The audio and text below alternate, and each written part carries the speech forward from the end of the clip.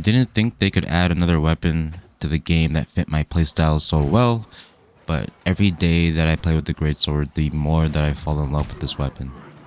We've got yet another open world fight against a Greatsword Hammer Bruiser. He goes for the Steadfast right out the gate, and we just gonna go ahead and see if we can do a good job of avoiding all his stuns here. Block the heavy, dodge the shockwave, and do a good job of dodging the second stun there by putting in a little bit of damage and forcing him to use a potion. Time the Calamity there perfectly to negate his Steadfast Strike, and we're just using all of our defensive options really well now to pretty much just stay at full health and not have taken a single hit yet. Greatsword is a very interesting weapon, but we dodge the shockwave again. The rapier allows us to keep the spacing that we want, and then the Greatsword pretty much will allow us to dictate what pace we need to be playing at the fight. But we finally get hit by his stun there. He goes for the combo, but we dodge after getting up. Both exchange a couple of swings on the Greatsword there, but I'm trying to do my best to just not get caught by a shockwave. We switch the onslaught stance, go in for the offensive and land just 3 heavies there and put in a ton of damage. Calamity counter the first stun and then guard shift the second stun. Like, this weapon is just way too much fun. Once I started playing more with the defensive stance in mind, it just opened up the potential for this weapon for me, and we just started having some crazy fights. But just a little bit later here, we run back into the pair that we were fighting earlier, but there is a second player. We kind of just throw in a couple of quick attacks with the rapier really quickly and try to finish off this target here. Looks like both are in medium. One of them is running Greatsword bow, but the first player we're fighting shows back up. And again, I'm trying to finish off that bowman, but we need to make sure to not get caught in onslaught stance by a nasty stun. But we do a good job of not only avoiding any hard stuns from that hammer player, but chasing down that bow player and finishing him off. And then we were left to the 1v1 with that hammer player again. It looks like he made a switch to hatchet here, and it's actually going to benefit us because we can block all of his thrown hatchets. But we go over in for the Calamity, doing a pretty good job of exchanging damage with him here. We're pretty much at an even amount of health, but we are forced to chug the potion there as he clips us with a couple of abilities. And we're kind of just fighting outside of this boss. The fact that none of us got hit by the AoE was pretty lucky. But we both kind of go for a little reset here. And I put myself into Defiant stance. Just throw a couple of heavies. The thing I really like about the Greatsword is even in Defiant stance, the heavies are still very noticeable. But you see just a beautiful combo there. Hit him with the Relentless Rush and the switch to the Rapier. After he's opened up with a couple of Rens, it's just so much damage in such a short amount of time. And it looks like we procced the Hatchet ultimate there, and we've kind of forced him to go on the retreat here to go for another reset. But we are just chasing him down, back up these stairs here. Just having such a fun fight in this POI. Open world PvP, as I mentioned last video, is literally all I'm going to be doing. But knowing that his Hatchet ultimate is down, it looks like he's trying to look for his buddy that we were fighting earlier. He goes for the Calamity, but we break it with the second hit of Skyfall. Open him up and try to go for the Rapier, knowing that those Ren stacks are on him. Use that Tondo to slow him down just to keep up our momentum. And backed into the corner there, we were able to finish him out with the Greatsword. But yeah, I am just loving this combo. I was definitely having some trouble with the Greatsword early. But making that switch from aggressive shift to guarded shift to allow us into our defensive stance more consistently is definitely the thing that opened my eyes for the weapon, I guess you could say. But we got another little 1v1 against a Void Ice player here out in the open world, and he goes for the Ice combo. The beautiful thing about the Greatsword is that we can block so many things now, both ranged attacks, but the block stamina on it is pretty decent to where I don't feel scared blocking abilities, as we don't run out of stamina unless we're not too low. But we put on the pressure on him and try to get him low, but he does have that Entomb there to kind of reset the fight for himself. And you can kind of see he's playing a little bit defensive. So I don't want to overextend and open myself up for a spike. So you're going to see me kind of just go ahead and reset the fight for myself as well and put myself into a defensive stance whenever I kind of feel it goes back to neutral. But he goes in for a scream there. We were able to block the spike with the Calamity counter, and as soon as I know that it's down, we go ahead and switch to the Rapier and go on the aggressive. Put in just an insane amount into that Entomb and break it almost instantly and jump back onto him, but with not a lot of defensives up. You see, I don't want to get caught in that Ice Storm because that spike is really going to hurt. So we're just going to go ahead and chase him down a little bit. He goes for the scream, and knowing that that's the timing for it, we kind of do a better job of spacing it this time. Avoid the scream. We do take a hit from the spike, but it is not in the storm, so it doesn't do too much damage, and we get him again on the back foot. But I find that, or I was finding, the only way I was going to be able to finish off this fight was to kind of bait him into trying to kill me. So you see, I don't go for a heal. We managed to parry a light attack. I wasn't sure if it was going to go off there, but it does end up going off. We evade behind him to get our distance for the backstab and finish off a really nice 1v1 there. But just the different amount of situations and ways you can play with this weapon is what I've been finding so much fun with it. So taking a look at the build so far. So the attribute setup we went for is a more dex heavy one, being that we're running Rapier. But I opted for a 50, 250, 50, 150 setup. Beautiful thing about Greatsword is it scales evenly both on strength and dex. So we could go ahead and put most of our points into dex to buff our Rapier and then still get a ton of damage into our Greatsword. And again, it also is a build where we are going or thinking about that riposte into backstab combo a little bit more than our other Rapier builds. So these extra points on dex are definitely going to help us out with that damage. But the 10% bonus to melee physical basics, and then the extra crit damage as well, just to help out on damage for both our weapons. Any extra points after we get 50, 250, and 150, I put into intelligence. And that is the reason. Sorry, the reason is because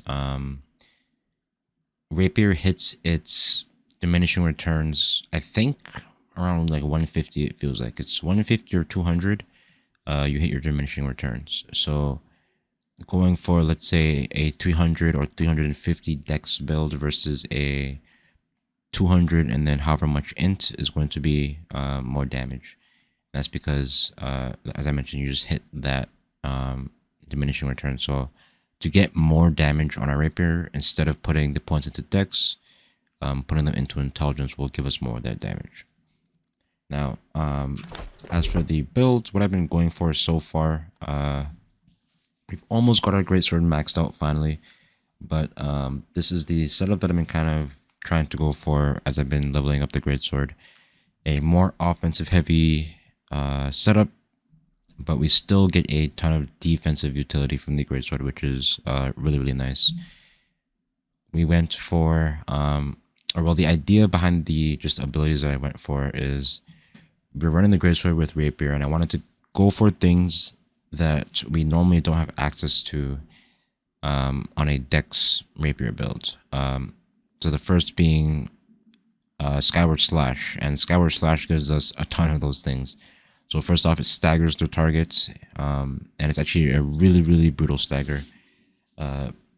The arc of the swing, not only does it have homing, but you can home into a lot of different abilities that people are trying to cast, and it'll cancel them when they're casting. So even like the evade shot on the bow, you can hit them mid-air with a Skyward Slash, and if you hit them before the shot comes out, it'll cancel the ability. So I really like just having a really strong CC available to us, and then on top of that, it applies Rend. Now, we already have access to Rend on Rapier through parry, but it's only if somebody attacks into our parry and we land that elbow, which is even harder to do this patch. So having access to just applying rend at will is something that we didn't have before. So not only are we able to apply rend, but this will then open up a lot of damage on our evade combo on our rapier. The evade combo is already really strong, but if we can hit somebody when we're already in onslaught stance and then apply those 3 stacks, we can put in a ton of damage in a really short amount of time. It also has a follow-up attack, which is nice, and then it applies a disease on the first hit. Now, I also picked up Relentless Rush. It applies a slow, which is pretty nice, and it also gives us Empower. But the really big thing is the perk associated with this ability. It removes roots and slows, and being that we are running a full melee and light armor setup, light armor is feeling as squishy as it ever has in this game right now.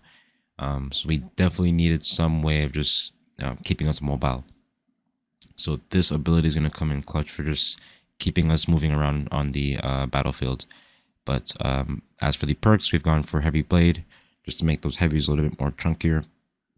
Swift Onslaught, again, just going into that idea of getting as much mobility as we can.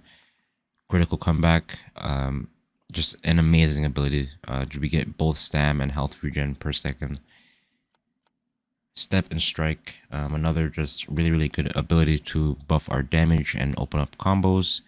And then I have Crush the Weak just because of the Greatsword we're using right now, which I'll kind of go over in a second, but I still might use this ability if I can fit it once we max it out and move our points around, because 10% extra crit is actually a really noticeable amount, and we can pretty reliably apply debuffs on this build. And then we also have the ultimate here. Now taking a look at the Defiance side, we have Calamity Counter, Perfect Vigilance, and Warrior Posture are on any Greatsword build really good, but especially on light armor build, is a light armor full melee build is going to be really the only way we stay alive right now. But we have Unflinching Blade, just to give our heavy attacks grit and apply some bleeds. I kind of went over it in a bit, or a little bit in the video, and we're going to see it in the fight coming up here, but I was using Aggressive Shift for a majority of the fights, but we did end up switching to Guarded Shift, and it's actually because we needed access to Defiance stance more so than we needed access to Onslaught stance. Because we have 2 abilities, we can get into the Onslaught stance easier than we can get into the Defiance stance. So that was my idea behind that, and it really helps us reset fights when we are getting pelted by ranged. So we are using Guarded Shift here, but we are also able to block range attacks and then Faultless Defender. Now, for a majority of the video, you saw me using Tondo, and Tondo is very good, especially for 1v1s, but I found when it came to fighting multiple opponents, especially when one of them was using any form of ranged DPS, it just became very hard to not only stay alive, but chase down those targets and actually finish off the kill.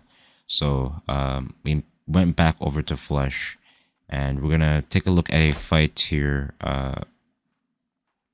with the change, and we're gonna see pretty much how much of a difference it makes in those situations. But yeah, that's the build I'm running.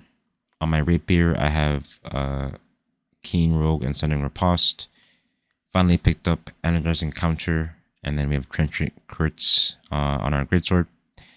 Now for the gear, I was running just whatever I could pick up because I wasn't sure what I wanted to run for the build. I believe we were running like Freedom or something before, but I've made a switch over to Shirking Fort because just light armor, as I mentioned, if you've played in light armor, then you know what I mean.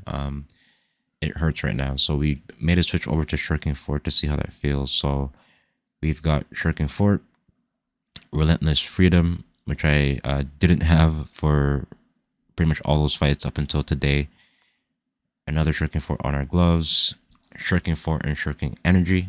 on our legs. We took away their area resilience to be able to run 3 pieces of Shirking Fort, and then omnidirectional on our boots. Champion's Amulet for the Amulet, Champion's Ring, and then I wanted to go for Nimble for that earring. But yeah, taking a look at the fight with Flesh.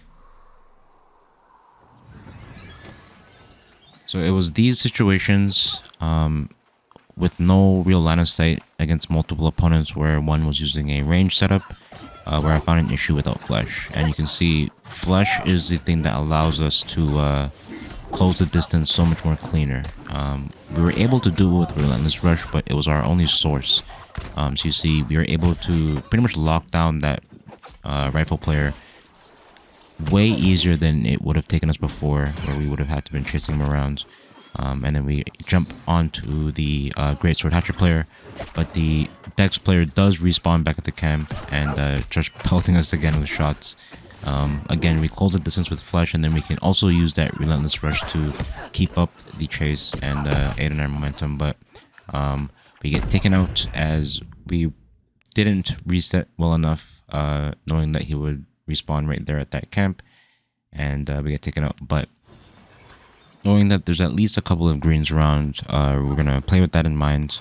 And again, with an area like this with no line of sight, having 2 forms of mobility is the thing that allows us to take these kinds of fights. Right off the respawn, I jump onto the Greatsword player and start putting some damage into him, but the musket player had taken up a position up on the rocks, so we go ahead and just chase him down because I don't really want a musket shooting me in the back of the head while I'm trying to fight this Greatsword player. So as I make my way up, he kind of just jumps down.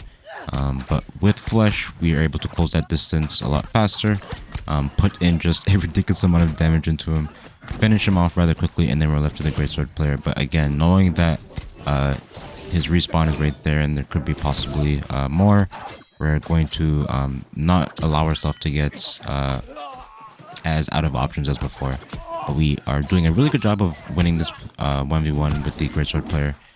Proc his Hatchet ultimate, and it looks like I'm going to be able to finish him out before we get any more respawns. So I'm trying to close with the kill here, as I know that he doesn't have a second life. We land the Skyward Slash, do a really good job of evading that heavy, and seeing that he's pretty much out of options, we are able to finish out the kill. But right as that happens, it looks like the musket player is shown back up. But our timing seemed to have been pretty good this time, and we are left to just him this time. But it does look like we have a third player who's shown up, and the Greatsword player also respawns. So a pretty tough situation to be in. We are going to go ahead and try to focus one of the 2 range players, whichever one we can get our hands on right now. And I go for the spear player. We block a ton of damage with that Calamity and the sweep from the spear, knock them back, and switch the momentum on that spear, and we're able to finish out that kill.